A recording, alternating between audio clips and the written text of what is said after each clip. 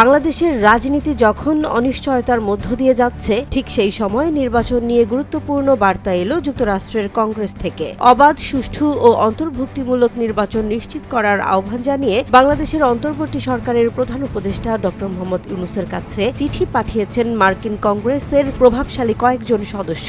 এই চিঠিতে শুধু নির্বাচন নয়, রাজনৈতিক দল নিষিদ্ধকরণ, রাষ্ট্রীয় প্রতিষ্ঠান এবং মানবাধিকার নিয়েও স্পষ্ট উদ্বেগ তুলে ধরা হয়েছে। মঙ্গলবার যুক্তরাষ্ট্রের ফরেন হাউস অ্যাফেয়ার্স কমিটির ranking member Gregory W Meeks, দক্ষিণ ও মধ্য এশিয়া বিষয়ক সাব কমিটির চেয়ারম্যান বিল হুইজেঙ্গা এবং র্যাঙ্কিং মেম্বার সিডনি কামলেগার ডোভ এই চিঠিটি পাঠান। চিঠিতে সহ স্বাক্ষর করেন কংগ্রেসের সদস্য জুলি জনসন ও টম সোজি।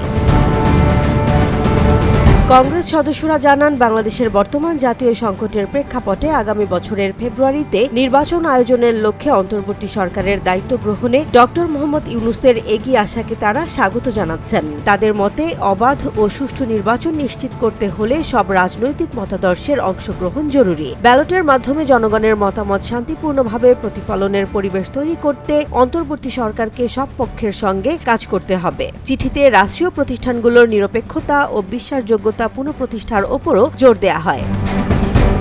তবে একই সঙ্গে চিঠিতে গভীর উদ্বেগ প্রকাশ করা হয়েছে রাজনৈতিক দলগুলোর কার্যক্রম সম্পূর্ণভাবে নিষিদ্ধ করার ঘটনায়। কংগ্রেস সদস্যের আশঙ্কা, যদি সরকার রাজনৈতিক দলগুলোর কার্যক্রম স্থগিত করে বা আন্তর্জাতিক মানদণ্ডে প্রশ্নবিদ্ধ আন্তর্জাতিক অপরাধ ট্রাইব্যুনাল পুনরায় চালু করে, তাহলে অবাধ ও অন্তর্ভুক্তিমূলক নির্বাচনের লক্ষ্য ব্যাহত হতে পারে। চিঠিতে বলা হয়, সংগঠনের স্বাধীনতা ও সম্মিলিত দায়ের পরিবর্তে ব্যক্তিগত ফৌজদারি দায়বদ্ধতা, এই নীতিগুলো আন্তর্জাতিকভাবে স্বীকৃত মৌলিক মানবাধিকার। অর্থাৎ অপরাধ বা গুরুতর মানবাধিকার লঙ্ঘনের ক্ষেত্রে ব্যক্তির দায় নির্ধারণ জরুরি। কোনো রাজনৈতিক দলের সব কার্যক্রম একযোগে নিষিদ্ধ করা আন্তর্জাতিক মানবাধিকার নীতির সঙ্গে সামঞ্জস্যপূর্ণ নয়, এমন মন্তব্যও করা হয়। ডক্টর মোহাম্মদ ইউনূসের কাছে পাঠানো এই চিঠি শুধু একটি কূটনৈতিক বার্তা নয়, বরং বাংলাদেশের আসন্ন নির্বাচন ঘিরে আন্তর্জাতিক প্রত্যাশার স্পষ্ট প্রতিফলন। এখন দেখার বিষয়, এই আহ্বান ও উদ্বেগের প্রতিক্রিয়ায় অন্তর্বর্তী সরকার কী সিদ্ধান্ত নেয় এবং নির্বাচন প্রক্রিয়ায় তার প্রভাব কতটা পড়ে। বাংলাদেশের রাজনীতিতে এই চিঠি নতুন কোনো চাপ তৈরি করবে কিনা, সেই প্রশ্নের উত্তর মিলবে সামনের দিনগুলোতেই।